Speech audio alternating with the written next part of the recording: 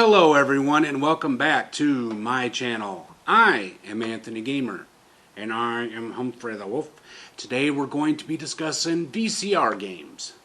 Video cassettes or VHS tapes became the dominant home media in the war with Betamax and with Laserdiscs. That's correct. And they would keep that title from the late 70s all the way until the late 90s when the DVDs made them obsolete.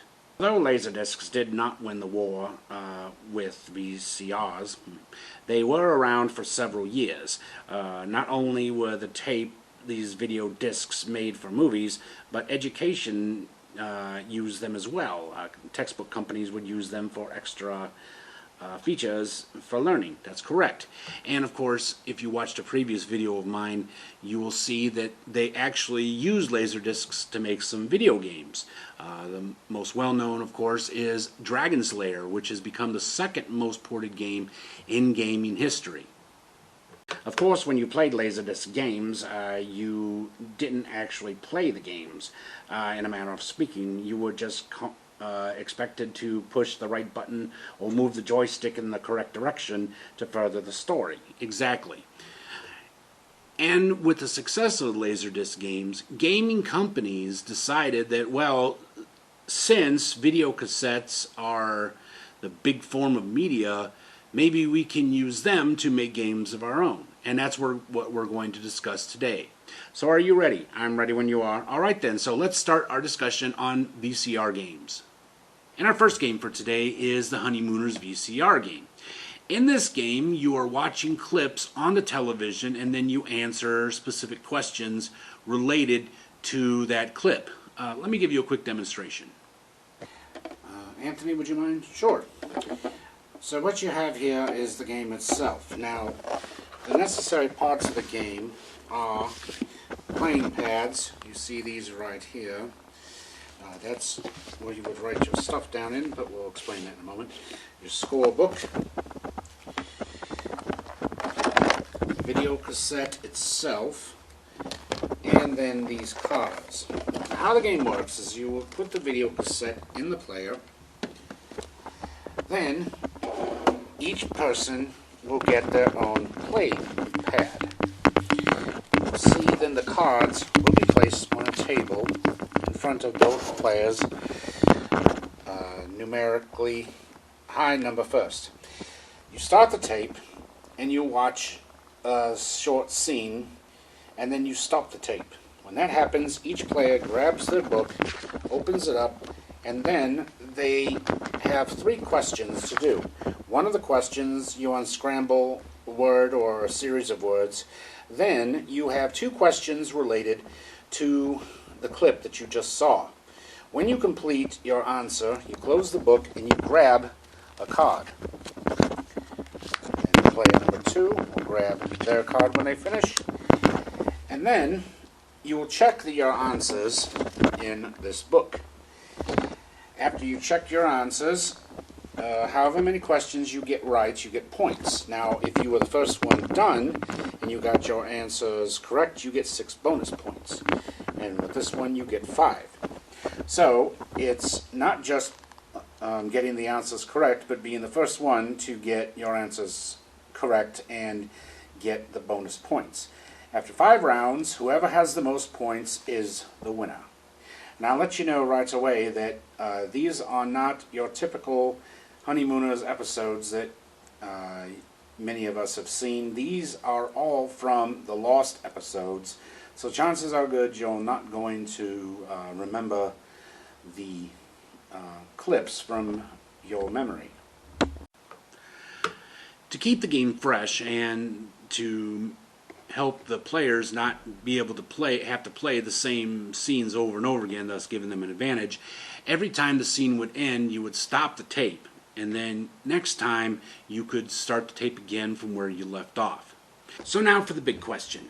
Some of you are probably wondering, can you play this game if you don't have a working VCR? Well, the answer is yes. Now, it's going to cost you a little extra. There are several people on eBay that are selling the video cassette itself on DVD. So when you play the game, you actually stop it like you would the VCR, except you take note of the chapter, that the particular scene that you just left off on, so that later on you can skip ahead to the right chapter and keep the game going. This game sounds like a lot of fun. It really is. It does encourage memory, listening comprehension, and other type of skills that can help people young and old. So if you've never played this game, I highly recommend you check it out, because it will bring you hours and hours of fun. And our next game that we have is from 1991, and this game is called Nightmare. Now we move on to the Nightmare game. Now, this one is truly a hybrid between the VCR and a board game. It says so on the box. But anyway, here you have the board itself, where you play the game. You have all the specific pieces, including these, which are you, and of course you have the video cassette. So, the object of this game is to basically survive and not have your worst nightmare come true. So, what you would do is you put the videotape in, hit start, and then you begin the game. And of course, while you are playing this game, this jolly gentleman called the Gatekeeper will be talking to you and giving bonuses, punishing you, and basically overall scaring the bejesus out of you. Now, Anthony has played this game for years. That's correct. Now, I have played it with former students, ex-girlfriends, ex-wife, my student. Sorry, not my student, my daughter. And I'll tell you, this game has really scared people to death. It doesn't matter how many times you play this game, as you will actually play the videotape from beginning to end, people still do not expect the jump scares. So this is definitely a game that can be played over and over again. And much like the previous game, it is possible to play this game without a working VCR. As a matter of fact, you can go on YouTube now and find the video for this game and its 3 other sequels on there. Since the game itself, when you play the game, you will watch the tape all the way through. It's never going to change. So you are able to get it for free on YouTube for now. That may change. And if it does change, there are several people that are selling the DVD of this on eBay right now. And the final game we're going to discuss today is Action Max. Action Max was a game console that was released by Worlds of Wonder in 1987. It was mostly released in America, as it wasn't big outside of the United States. Now, how these games would work is that you would hook up this console to your VCR. And you would run you would have that light that you see in the corner. You would actually put that on the screen of your television, and you would play along with the game that was seen. You didn't have any joysticks, you didn't have a trackball, all you had was a gun. Now, of course, you can't change the outcome of the game because it's running on a video cassette. However, you can score points by shooting at specific targets throughout the game. So, in other words, what the point of all 5 of these games is simply to score as many points as possible. Now, right you are, Red, and the first game that we're looking at right here is Rescue a Pop's Ghostly. It's a comic haunted house adventure where you are trying to rescue Pops Ghostly and his family from these bad ghosts that have come into the house. So you basically shoot as many of them as you can and try to get as high score as possible. And our next game is Blue Thunder. This is based on a movie which was later made into a television show. In this one, you are assisting the pilots of the Blue Thunder helicopter in trying to shoot terrorists and not shoot civilians. One thing about this game that is interesting is you gain points for shooting the bad guys and you lose points for shooting the wrong people. One thing I found interesting about this game myself is the fact that they have explosions randomly throughout the game. I mean, as I said, you're not changing the course of the game because it's on a video cassette, but they do have random explosions to help the younger players think that they are actually actively participating in the video. And the next game is Hydro Sub 2021. This is a futuristic underwater voyage. You have bad sea monsters and these weird hybrid robot sea monsters that are trying to destroy your submarine, and some of the innocent fish and people that are outside of the sub. So it's a pretty fun shooting game that has a great storyline as well as a pretty good cast. And the next game we have is 38 Ambush Alley. Now what this is a police training video, as you are taking on the role of a police trainee and you are in a crime situation simulator. Now you'll have bad guys pop up, you have innocent bystanders pop up, you have to shoot the bad guys, and do not shoot the civilians. The more bad guys you shoot, the more points you get, and the more civilians you shoot, the lower your score. Really a fast-paced game that will keep you on the edge of your toes. No matter how many times you play this game, you are not going to be able to prepare yourself for this. But again, this is a serious game, and one that police officers do use in real life.